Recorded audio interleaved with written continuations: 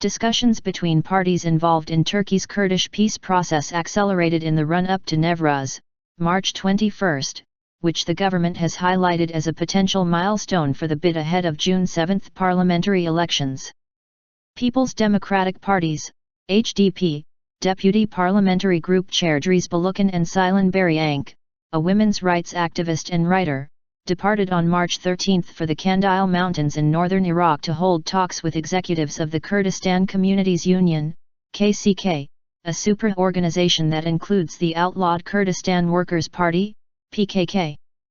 The wording of a message to be sent by the jailed leader of the PKK, Abdullah Öcalan, to be read out during March 21 festivities Diyarbakır, the southeastern Anatolian province which is of a crucial symbolic importance for Turkey's Kurdish people, is vital for both the government and PKK militants. This weekend, probably on March 14, a delegation from the Kurdish political movement that will include HDP executives will visit Öcalan at the Nevruz Island prison in the Marmara Sea where he is serving a life sentence.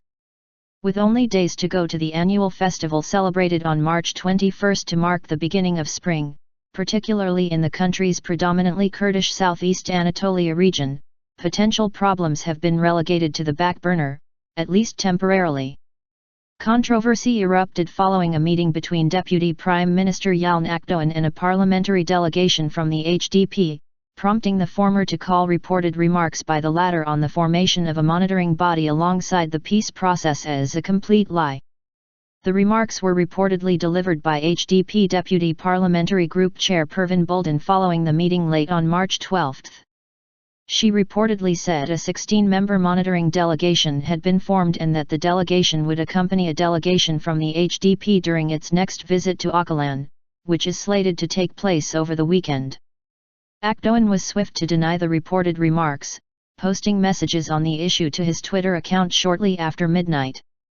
In some print and broadcast outlets, lists of names are being published by stating that the 16-person monitoring delegation has been formed. These are complete lies and fabricated, Akdoğan said.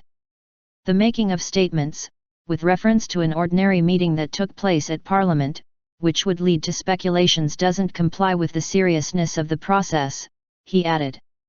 Later, before noon on March 13, the HDP press office released a brief written statement, noting that a meeting took place between Akdoğan and the HDP delegation composed of Buldan and HDP Istanbul Deputy Sr. Shuriya Önder.